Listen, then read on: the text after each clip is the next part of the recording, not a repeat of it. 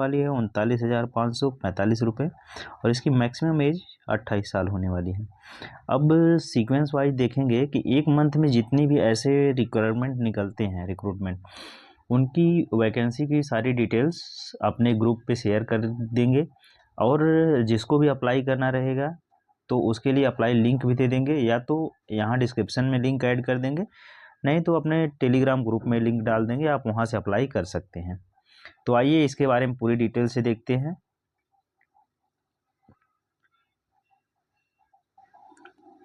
इसका advertisement number है 01/26। ये है central for cellular and molecular biology से, council for scientific and industrial research, Uppal road, Habsiguda, Hyderabad, Telangana के लिए ये वैकेंसी है। इसकी जो एप्लीकेशन स्टार्टिंग की डेट है वो 27/1/2026 से स्टार्ट है ये, और इसका लास्ट डेट है 23 तारीख यानी 23 फरवरी 2026 तक इसका लास्ट डेट है। और इसका जो हार्ड कॉपी रिसिप्ट डाउनलोड करने का टाइम है ये 2 मार्च 2026 तक का है। ठीक है, अब इसमें हम मेन चीज़ों पे डिस्कस करेंगे, नहीं तो वीडियो ज़्यादा लंबी हो जाएगी। इसमें हम पोस्ट देखते हैं, ओवरऑल पोस्ट क्या है, टेक्नीशियन की पोस्ट है, इस पर टोटल 50 पोस्ट है। लेवल 2 का पे मैट्रिक्स है, इसमें 39,545 पेमेंट इसकी रहने वाली है। और मैक्सिमम अपर एज लिमिट क्या है इसकी, 28 साल। अब यहाँ पे नीचे दिया है total approximate evaluations and minimum of the skill including submission all allowance. इसके साथ अलाउंस भी इसमें इन्वॉल्व रहेगा। Age relaxation where application shall be ground as per CSIR GOI guidelines. Out of 15 technician first 5 post are reserved for ex serviceman. यानी इसमें से जो 5 post है वो एक्स सर्विसमैन के लिए रिजर्व रहेंगी और बाकी सब टेक्नीशियन की पोस्ट है। इसमें एक्स सर्विसमैन का मतलब जो लोग आर्मी से रिटायरमेंट हैं या अग्निवीर योजना के हैं या किसी विभाग से रिटायरमेंट है, उनके लिए है। अब आगे हम देखते हैं टेक्नीशियन की। ये टेक्नीशियन फर्स्ट है, इसमें 3 पोस्ट है। इसका जो क्वालिफिकेशन रहने वाली है, सीनियर सेकेंडरी या 10वीं स्टैंडर्ड और equivalent with the subject science with 55% mark and ITI इसके साथ कंपलसरी है, जिसमें ट्रेड ITI का होना चाहिए। लेबोरेटरी असिस्टेंट के लिए पोस्ट है। दूसरा है 10th रहना चाहिए। इसके साथ साइंस सब्जेक्ट से 55% मार्क से के साथ ITI रहना चाहिए। इसमें भी 2 साल का एक्सपीरियंस रहना चाहिए, अप्रेंटिस ट्रेनिंग रहना चाहिए। लेबोरेटरी, और इसमें ट्रेड कौन सा रहना चाहिए, लेबोरेटरी असिस्टेंट केमिकल प्लांट के लिए।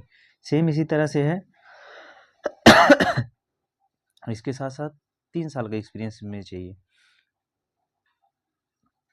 या जो एक्सपीरियंस है ये किसी केमिकल मिनिस्ट्री के अंडर में रहना चाहिए, या किसी डिपार्टमेंट ऑर्गेनाइजेशन में रहना चाहिए, प्राइवेट सेक्टर में रहना चाहिए, या किसी भी गवर्नमेंट अंडर सेक्शन में या यूनियन टेरेटरी स्टेट में रहना चाहिए। जॉब इज स्पेसिफिकेशन क्या है, candidate is required work in the institute facilities और laboratory as designed by the in charge और perform any other task as specified by the competent authority. यानी ये जो वैकेंसी है, इसमें जो आपका वर्किंग डिजिग्नेशन रहेगा, ये आपका लेबोरेटरी असिस्टेंट के तौर पे रहेगा, जो किसी भी इंस्टीट्यूट में आपका किसी फैसिलिटी के अंदर में जो लेबोरेटरी से रिलेटेड है उसके अंडर में आपको काम करना होगा एज ए असिस्टेंट। सेम दूसरा है टेक्नीशियन का। इसमें भी ये टेक्नीशियन ट्रेड 1 और 2 करके दिया है। इसमें टोटल 1, 2 करके मैक्सिमम पोस्ट है। तो इसमें 2 पोस्ट है अपना, एक अदर स्टेट के लिए, एक SC के लिए। इसमें क्या दिया है, 10th स्टैंडर्ड और 3 साल का एक्सपीरियंस रहना चाहिए। इसमें ITI नहीं मांगा गया है। 55% के साथ रहना चाहिए। 3 साल का work experience, laboratory, animal facility, animal house, lab, animal handling, breeding इन किसी मिनिस्ट्री के अंडर में ये सब आप काम किए रहना चाहिए। यानी इसमें ITI भी मांगा है। अगर ITI आपके पास नहीं भी है, 2 से 3 साल का एक्सपीरियंस है 10वीं 12वीं के बाद, तो भी आप इसमें अप्लाई कर सकते हैं। इसका वर्क प्लेस कहाँ रहेगा? Candidate is required to work in institute animal house related activity assigned by the in charge or carry out the task specified by the competent authority। ठीक है।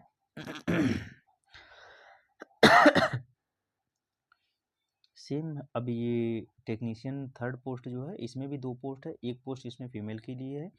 इसमें 10वीं के बाद आपका 55% मार्क के साथ 10वीं या 12वीं रहना चाहिए साइंस से, और इसके साथ आपका 2 साल का एक्सपीरियंस रहना चाहिए अप्रेंटिस ट्रेनिंग का, और उसके साथ आपका नर्सिंग का कोर्स भी रहना चाहिए। तो इसमें ऐसे ही करके ढेर सारी पोस्टेज हैं। वीडियो ज़्यादा लंबा हो जाएगा, तो आपको दिखा रहा हूँ पूरा 10वीं 12वीं के बेस पे भी है ये सेम। अब यहाँ पे देखिए टेक्नीशियन 5 में 6 पोस्ट है टोटल। ऐसे करके ओवरऑल इसमें 15 पोस्ट है, 50 पोस्ट है, 50 पोस्ट हैं इससे। ऐसे करके इसका मैं इसका फुल डिटेल्स जो है अपने टेलीग्राम ग्रुप में डाल दूंगा, जिसका लिंक भी नीचे ऐड कर दूंगा, आप वहाँ से भी देख सकते हैं, और एप्लीकेशन का लिंक भी कर देता हूँ। अब मेन इस पे चलते हैं। हमारा ये डिटेल्स है इसकी, सभी पोस्ट वाइज इसमें डिटेल्स है। 55% मैक्सिमम में मांगा है, ITI मांगा है, और 10वीं 12वीं के बेस पे भी है। तो आप इसकी पूरी डिटेल्स वहाँ से देख सकते हैं। अब इसके एग्जामिनेशन प्रोसेस पे चलते हैं। इसका एग्जामिनेशन, इसमें बेनिफिट क्या मिलेगा? Dearness allowance, house rent allowance, transport allowance, और इसमें इसके थ्रू ये जितने भी अलाउंस मिलते हैं बेसिकली हर जगह सेम आपको भी मिलेगा, क्योंकि ये गवर्नमेंट के अंडर में रहते हैं। अब इसमें कंडीशन क्या है? आदमी जो भारत का नागरिक होना चाहिए, और इसमें जो बीच में जितना भी इसकी क्राइटेरिया दी हुई है वो सबको ये फिल करना चाहिए। अब इसमें हम डायरेक्ट इसके एग्जामिनेशन पॉइंट ऑफ व्यू पे चलते हैं। एग्जामिनेशन कैसे इसका होगा?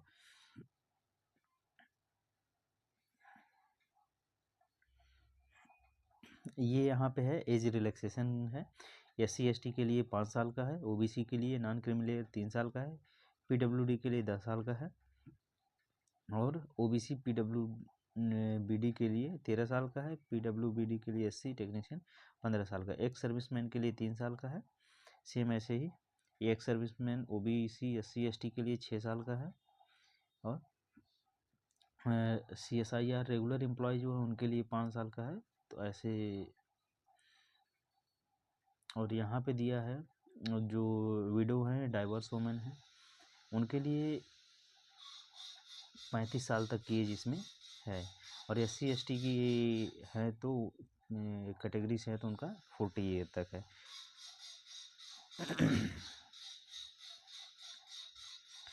और मिनिमम अप्लाई एज इसकी जो है 18 साल है। अब यहाँ पे हम चलते हैं आगे, देखते हैं।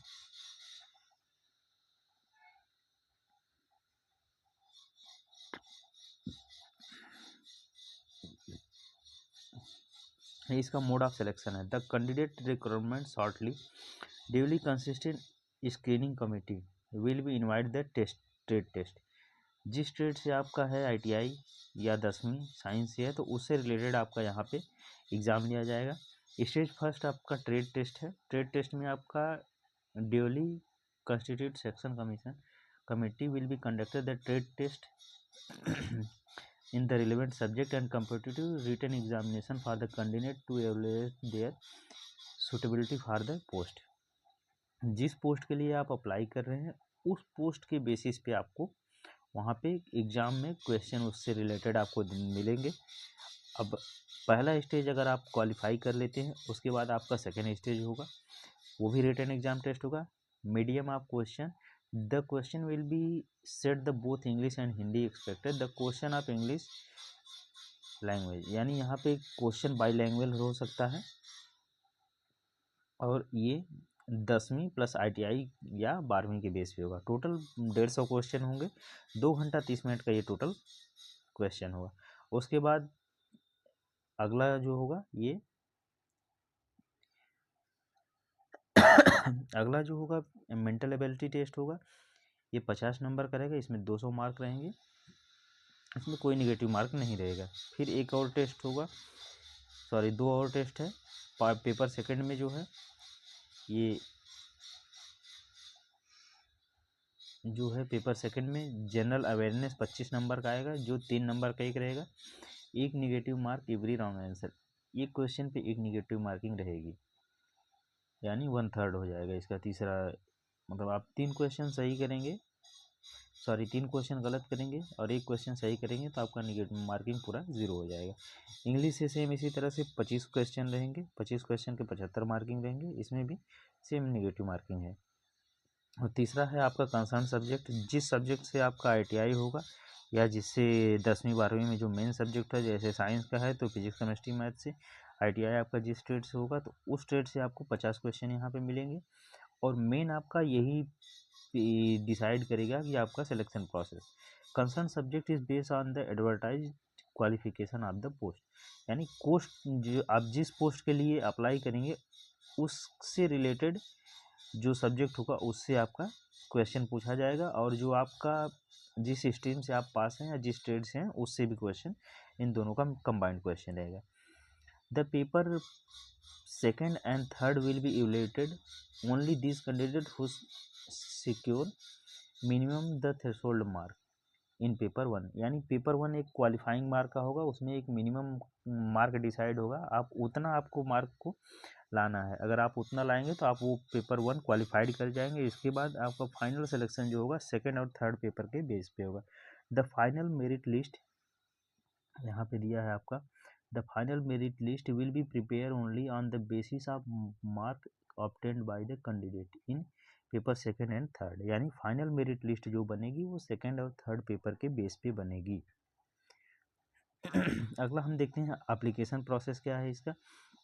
Eligible candidate are required to apply online by visiting CSIR CCBM website, standard hard copy online duly sign along the self assessed copy marksheet, यानी ये ऑनलाइन मोड से इसका एप्लीकेशन होगा।